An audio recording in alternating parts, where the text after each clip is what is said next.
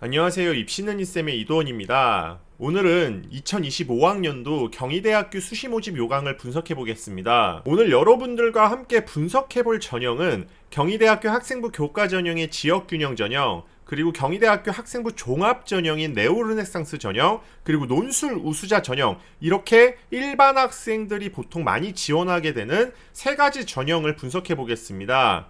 저는 개인적으로 경희대학교가 이렇게 자료를 굉장히 디테일하게 공개해놔서 학생들과 학부모님들이 굉장히 큰 도움을 받을 수 있구나 라는 생각에 매년마다 참 경희대학교 지금 잘 가고 있다라는 생각이 듭니다. 그래서 여러분들이 경희대학교에서 발표한 수시 모집 요강뿐만 아니라 학생부 종합전형 가이드북 또는 논술 전형 가이드북, 입학 통계 이런 자료, 입시 컷 이런 부분들을 전반적으로 활용하셔서 경희대학교 지원하실 때 도움받으시길 바라겠습니다. 저 이쌤이 모집 요강을 볼 때 가장 먼저 확인해야 된다는 게 어떤 거라 그랬죠? 네, 보통 올해 입시 요강에 있어서 주요 변경 사항을 제일 먼저 확인해야 된다고 했습니다. 자, 경희대의 경우는 큰 틀에서 한 두 가지 정도를 우리가 확인할 수 있는데, 수능 최저학력 기준에 대한 변경과 그리고 자율전공, 그리고 이 자유전공이 모집 단위가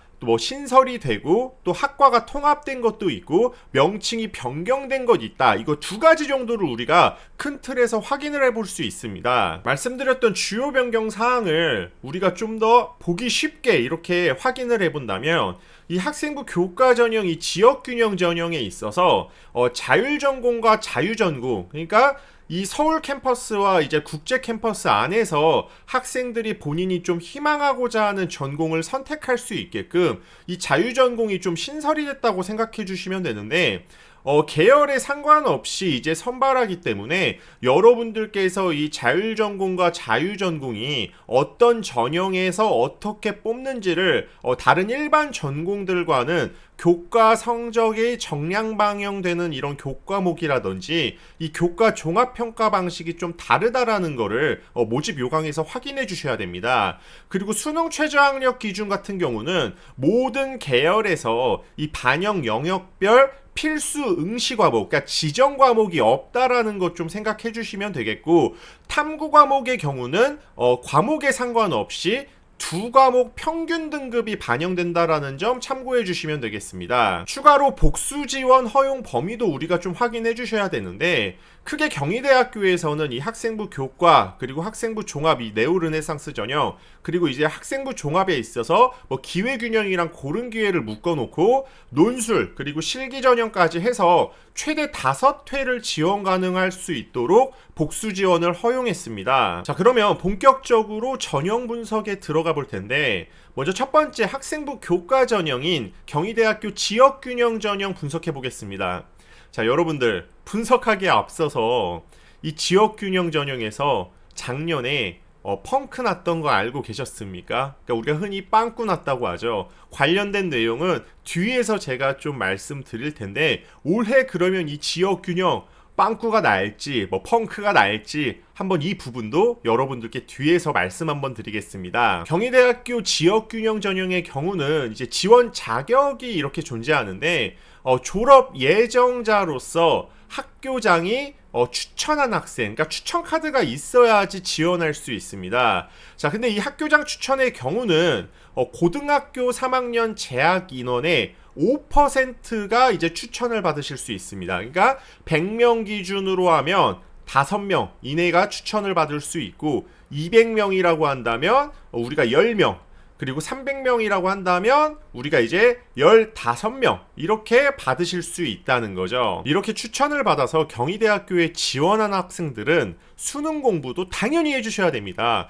기본적으로 경희대학교 학생부 교과 전형은 다른 대학들의 교과 전형처럼 수능 최저가 존재하게 되는데, 메디컬 라인을 제외한 일반 전공의 경우는 국수 영탐 2개 영역의 등급의 합이 5등급 이내로 들어와 주셔야 됩니다. 실제로 다른 대학들과도 비교해 봤을 때도 사실상 경희대학교 수준이라고 하면 그렇게 어렵다라고 보여지진 않습니다.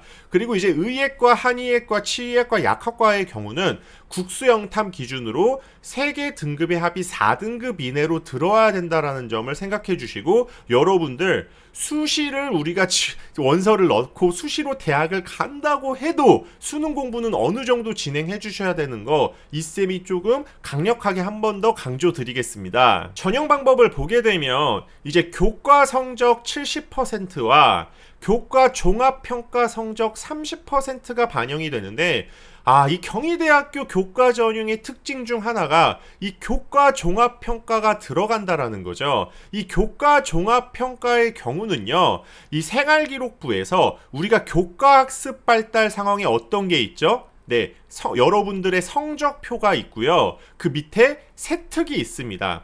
이 성적과 세특을 보고 입학사정관들이 좀 이렇게 평가를 한다라는 얘기인데, 이 교과종합평가에 대한 자세한 얘기는 뒤로 가고요. 실제로 경희대학교 교과 전형을 쓸 수 있는지에 대한 컨디션은 이 학생부 교과 성적이 굉장히 중요합니다. 그래서 이 경희대학교식 교과 성적을 여러분들이 산출해 보셔야 되는데, 실제 이 모집 요강에는 뭐 학교생활기록부 반영 방법이 뒤에 나와 있습니다. 근데 굳이 이걸 보면서 여러분들이 사실 뭐 점수 환산을 할 필요는 없으시고, 항상 교과 전형 점수 산출할 때는 프로그램을 활용하시는 걸 추천드리겠습니다. 왜냐면 우리가 경희대학교만 지원하는 건 아니잖아요. 그럼 여러 학교들을 지원해야 될 텐데, 뭐 프로그램들, 뭐 여러분들이 시중에서 또는 학교에서 쓰는 프로그램들도 있을 수 있고, 또는 어디가라는 사이트 들어가 보면 여러분들이 좀 이렇게 무료로 이렇게 교과 산출을 해볼 수 있습니다. 그래서 한번 성적표 입력하면은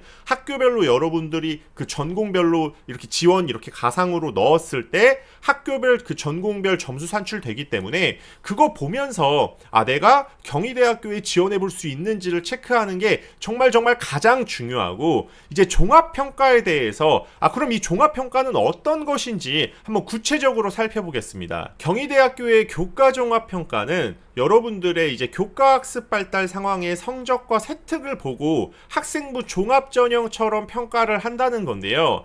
실제로 솔직하게 말씀드리면 학생부 종합전형 준비가 안 되더라도 솔직히 합격하실 수 있어요. 왜? 사실 이 교과종합평가의 취지 자체가 저 이쌤이 전부터 계속 강조드렸지만 선택 과목을 좀 보고 싶다는 겁니다. 여러분들이 실제 그 전공에, 특히나 자연계열 학생이라고 했을 때 그 해당 전공에서 좀 필요로 하는 기초 고등학교 교과목들을 이 학생이 이수했는지를 좀 보고 싶어서 사실 이러한 종합평가라는 명목으로 점수화가 좀 되고 있는데, 실제로 여기를 보시게 되면 학업수행 충실도라든지 여러분들의 그 전공 계열과 관련된 선택의 적절성, 그리고 교과 이수 충실도를 중점적으로 본다라고 해서 실제로 이 교과종합평가가 처음 나왔을 때 학생부 종합전형 준비한 학생들이 유리한 거 아니야? 아니면 뭐 어떻게 해야 돼? 굉장히 좀 혼란스러웠어요. 근데 오늘 이쌤이 명확하게 결정지어 줄 겁니다. 대학에서 발표한 평가 요소를 보게 되면 일반학과랑 이제 자율전공이랑 자유전공의 학부가 뭐 평가 요소적인 부분이라든지 반영 비율이 좀 다르다라는 거 확인할 수 있어요. 근데 이런 것들 확인하면서 우리가 교과 전형을 뭐 지원하고 안 하고를 생각을 해본다면 사실상 그럼 이건 교과가 아니죠. 우리가 흔히 생각하는 교과는 등급 가지고 그냥 지원하고 좀 합격의 안정성을 찾아가야 되는데, 이런 식으로 가게 되면 이거는 유사 종합전형이죠. 유사 종합전형. 그러면 학생부 종합전형을 지원하지 누가 교과전형을 지원하겠습니까? 그래서 대학도 지금 뭐라고 공개를 했냐면, 이 지역균형 전형에 있어서 이 최초 합격자 기준과 그리고 최종 합격자의 기준이 실제로 이 교과 성적의 영향력이 어느 정도인지를 한번 보여주는 자료를 지금 공개를 해놨어요. 근데 실제로 보게 되면 뭐 이거는 자세하게 여러분들이 멈춰놓고 읽어보시면 되는데, 결론이 뭐냐면 이 지역균형 전형은 우리가 교과 전형인데 교과 성적의 영향이 크다는 것을 알 수 있습니다라고 나와지 않습니까? 그러면 이 교과 종합평가는 어떤 식으로 이해를 하면 되냐면, 여기 사례를 보시면 여러분들이 정말 직관적으로 아실 수 있습니다. 뭐 관련해서 기계공학과의 지원자의 사례를 경희대학교가 쭉 보여줬는데, 이 특징이 뭐가 있죠? 네, 선택 과목에 뭐가 없어요? 물리가 없습니다. 물리가. 아니 근데 기계공학과는 당연히 물리랑 또 뭐예요? 화학이 베이스가 아니겠습니까? 근데 이 학생은 물리를 선택하지 않았다는 거죠. 그래서 실제로 경희대학교가 이 사례를 굉장히 잘 가져왔어요. 그러니까 무슨 말이냐면, 자, 교과종합평가에서 실제 예를 들어서 공대 지원할 건데 굉장히 물리의 성향이 좀 강한 공대, 뭐 기계공학이라든지 뭐 전기전자 뭐 이런 쪽 공대에서 실제로 물리를 선택하지 않은 학생이 어떻게 평가가 되는지를 정말 직관적으로 보여줬다는 거죠. 이거는 경희대학교 굉장히 칭찬해줘야 된다고 전 생각합니다. 자, 평가 포인트 보게 되면 실제 성적은 최초 합격권으로 우수한 학생이었대요. 근데 종합평가에서 이 친구가 물리를 선택을 안 했다라는 거를 평가가 반영이 돼서 결국에 충원 합격권으로 내려갔다는 겁니다. 여기서 알 수 있는 게 뭐냐면, 결론적으로는 자연 계열에서 선택 과목이 너무너무 중요하다. 그러니까 우리는 이 종합평가에서 보고자 하는 건 너희들 선택 과목을 너희가 지원한 전공에 있어서 좀 맞춰서 선택했는지를 크게 보겠다는 겁니다. 근데 여기에 우리가 하나 더 알 수 있는 게 뭐죠? 이 친구가 최초 합격권의 성적으로 지원을 했었다라고 했는데 물리를 선택하지 않았어도 충원 합격했다라는 겁니다. 그러니까 결국에는 우리가 문 열고 들어가는 거 물론 중요할 수 있어요. 근데 결국에 문 닫고 들어가는 아이들도 합격하는 학생들입니다. 합격을 기준으로 본다라고 했을 때 물리를 실제로 선택하지 않아도 교과 성적이 굉장히 우수했다라고 하면 합격을 시켰다는 거죠. 그래서 실제로 이 교과 전형에서 서류가 반영되는 학교들이 있어요. 몇몇 학교들이 지금 상위권 학교들이 있는데 실제로 하나같이 이 설명회에서 뭐라고 이야기를 하냐면, 이 서류가 반영되는 영역이 사실 합불에 큰 영향을 주지는 않는다라고 이야기를 합니다. 그래서 여러분들이 원서 지원할 때 있어서 물론 실제로 물리를 선택하지 않았는데 기계공학과의 이 교과 종합평가가 있다라는 그 좀 페널티를 안고 지원하는 건 좀 솔직히 무리가 있었던 그런 원서 전략이었죠. 그러니까 이걸 보고도 여러분들이 좀 생각해 주셔야 되는 게, 물리를 선택해야지 그래도 좀 안정적으로 합격할 수 있구나. 결국에 교과종합평가가 선택 과목을 굉장히 중요하게 평가하는구나를 여러분들이 생각하셔야지, 물리 선택 안 해도 합격하네? 이렇게 생각하고 접근하시면 너무 위험한 전략이 된다는 겁니다. 그래서 이 쌤이 이야기하고자 하는 건 뭐냐면, 경희대학교의 교과종합평가는 결국에 선택 과목을 잘 선택하는 게 굉장히 중요하다는 이야기를 드리고 싶었고, 그 이상의 학교들, 상위권 학교들의 서류가 반영되는 학교들도 이 선택 과목 측면을 여러분들이 판단해 주시는 게 가장 1순위가 되어야 된다 말씀드리겠습니다. 다음은 경희대학교 학생부 종합전형 네오르네상스 전형에 대해서 말씀드리겠습니다. 경희대학교 이 학생부 종합전형 네오르네상스 전형 같은 경우는 사실 지원 자격은 크게 그렇게 지원 자격이 제한이 되어 있지는 않습니다. 그리고 수능 최저도 없고요. 전형 방법을 살펴보게 되면 1단계 학생들 서류로 학생들 한 3배수 정도를 선발을 하고요. 그 합격한 학생들 면접이 들어갑니다.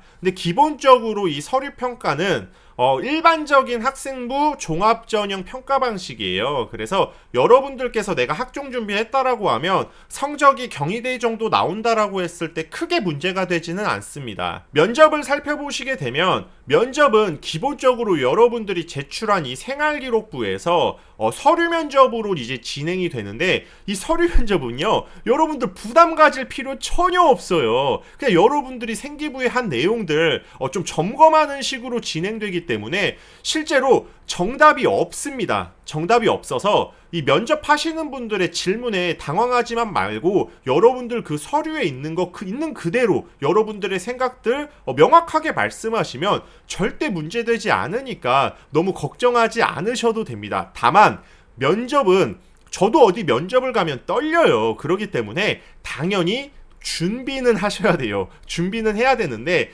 재시문 면접처럼 여러분들이 좀 더 약간 큰 이렇게 마음의 부담을 갖고 준비를 하시거나 그러실 필요는 없고, 충분히 학교에서도 준비하실 수 있고요.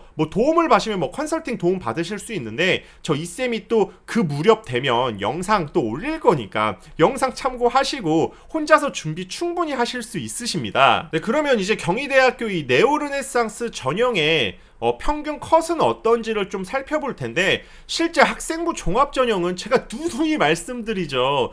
이 학생부 종합전형의 경우는 등급 컷이 의미가 없어요. 왜냐면 지금 보시게 되면 제가 빨간 박스 쳐놓은 거 있죠. 이 3등급 아래로 나오는 이 학생들은요, 여러분들 일반고 학생이 아니라 아무래도 특목 자사 학생들일 가능성이 높아요. 그렇기 때문에 여러분들이 이 등급만 보고, 그리고 이렇게 특목자사 학생들이 당연히 이 어문 쪽으로는 많을 수밖에 없죠. 뭐 외고 학생들 섞여 있을 테니까. 그래서 이런 학생들이 들어와 버리는 순간 평균 컷 자체가 낮아지게 돼서 과연 이런 전공이 정말 학생들 지원자 수준이 낮아서 컷이 낮아진 건지, 아니면 특목자사 학생들이 많이 섞여서 단순 표기가 좀 낮아진 건지는 여러분들이 항상 생각하시고 접근을 해주셔야 되고요. 보통 일반고 기준으로 했을 때는 한 2등급 언저리 때 학생들이 보통 일반고 기준일 가능성이 높습니다. 그러니까 교과 전형으로 지원하기에는 좀 애매한 등급을 가지고 있는 학생들이 서류가 잘 돼 있을 때 합격한다고 보시면 되고, 기본적으로 이 3등급 아래로 나오는 학생들 지금 보시게 되면 지금 여기 지금 6등급 이런 학교들 있잖아요. 이런 학과들 같은 경우는 우리가 이제 뭐 과고라든지 특목 학생들이 섞여 있다는 겁니다. 그래서 이런 것만 좀 주의해 주시고, 너무 등급에 연연하면서 종합전형은 지원할 필요는 없어요. 본인이 경희대 정도의 학업 성적 가지고 있고, 그랬을 때 선택 과목 잘 형성하고, 그랬을 때 그 전공에 맞춰서 준비가 돼 있으면 좀 지원해 보셔도 됩니다. 제 생각에는. 근데 단순히 등급만 보고 내가 여기가 더 등급이 낮으니까 여기 지원해야겠다, 이런 식의 접근은 학생부 종합전형에선 경희대뿐만 아니라 다른 대학들도 되게 좋은 그런 결과 얻기가 어려울 겁니다. 그러니까 등급은 참고 정도로만 하되 이 대학의 이 전공이 특목자사가 어느 정도 섞이는지도 좀 고민해 보면서 판단하시는 걸 추천드리겠습니다. 다음은 경희대학교 논술 전형인 논술 우수자 전형에 대해서 말씀드리겠습니다. 논술 우수자 전형의 경우는 사실 지원 자격에 그렇게 큰 요건은 없고요. 이 수능 최저가 존재합니다. 그래서 의예과, 한의예과, 약학과, 치의예과를 제외한 일반 전공들의 경우는 국수, 영탐, 2합 5 이내 맞춰주셔야 되고요. 의예과, 한의예과, 치의예과, 약학과의 경우는 국수, 영탐 기준으로 3합 4를 맞춰주셔야 된다. 기본적으로 논술은 우리가 논술만 준비하는 학생이 있는 게 아니라 정시를 준비하는 학생들이 수시에서 함께 가져가는 전형이기 때문에 실제 정시를 제대로 준비하고 있다라고 하면 이 수능 최저 그렇게 어렵다라고 보여지지는 않습니다. 그래서 여러분들 당연히 최저가 1순위로 맞춰줘야 된다라는 거 다시 한번 강조드리고, 이 논술 우수자 전형의 경우는 전형 방법이 논술 100으로 선발합니다. 실제 많은 대학들이 여기에 비교과 영역인 출결 이런 거 들어가는 학교들이 있는데, 솔직히 전 의미 없다고 봐요. 그냥 거의 다 대부분 비교과 영역 들어가더라도 대체적으로 학교들이 논술 100으로 선발되는 경향성이 있어서 저는 개인적으로 경희대학교가 이런 식으로 전형 구성했다는 거 또 한 번 박수를 쳐드리고 싶습니다. 그래서 여러분들이 지원하는 그 계열에 맞춰서 논술 전형의 문제라든지 어떤 식으로 문제가 나오는지가 좀 자세하게 나와 있기 때문에 여러분들이 좀 확인해 주시면 되고, 논술 성격이랑 논술 출제 유형 범위도 한번 확인해 주시면 되겠습니다. 기본적으로 모집 요강에 여러분들의 그런 모집 단위나 출제 방향, 논술 준비 어떻게 하면 좋은지, 그리고 논술 작성 요령까지 나와 있으니까 이 정도는 참고해 주시고요. 여기에 추가적으로 여러분들 입학처에 들어가시면, 그리고 논술 가이드북을 경희대학교는 발표를 해놨기 때문에 이거 참고하시면은 그 해당 전년도에 논술 기출, 그리고 어떤 식으로 답안이 구성이 돼야 좋은지가 쭉 나와 있습니다. 이러한 부분 참고하셔가지고 준비하실 때 도움 받으시면 되고, 기본적으로 저희 쌤이 하나만 말씀드리고 싶으면, 논술은 진짜 아무나 합격하는 게 아니에요. 그러니까 준비가 된 학생들이 합격하는 거고요. 그리고 또 하나 말씀드리면, 역량이 좀 되는 학생들이 합격하는 겁니다. 그러니까 내가 예를 들어서 수학적인 감각이 없는데 수리논술을 준비를 한다고 합격하기가 쉽겠습니까? 어렵다는 거예요. 그 이유를 사실 통계 자료를 보면 여러분들이 좀 도움이 되실 텐데, 전년도 논술 우수자 전형에 이 지금 합격자 통계를 보시게 되면 일단 기본적으로 논술 전형은 경쟁률이 어마무시하게 높습니다. 어마무시하게 높다라는 그런 지금 특징을 보이고요. 거기에 재밌는 게 이 수능 최저 충족률이 굉장히 낮아요. 거의 한 뭐 30% 정도로 왔다 갔다 위아래로 보여지고 있는데, 자, 그랬을 때 이 최저로 날아가는 그런 허수 데이터가 빠진다고 하더라도 실질 경쟁률이 그렇게 약하지 않습니다. 그리고 예비 번호가 그렇게 많이 돌지 않아요. 그렇다라는 건 최대한 최초합을 기준으로 우리가 좀 수학 그 논술적인 부분에 있어서 수학뿐만 아니라 논술적인 부분에서 좀 이렇게 공부가 돼야 된다라는 건데, 그러니까 쉽게 그냥 내가 논술적인 감각도 없는데 그 시간 할애하는 건 개인적으로 추천하진 않는다는 거죠. 그러니까 기본적으로 논술적인 감각이 있는 학생들이 준비를 철저하게 하면 충분히 이것도 하나의 합격 그런 전략이 되실 수 있습니다. 그래서 지금 보고 계시는 자료는 마찬가지로 그 학교 입학처 사이트에 공개가 돼 있기 때문에 여러분들이 참고해 주시면 내가 지원하고자 하는 그 전공들이 어떤 식으로 경쟁률이라든지 충족률이 있는지는 체크해 보실 수가 있겠죠.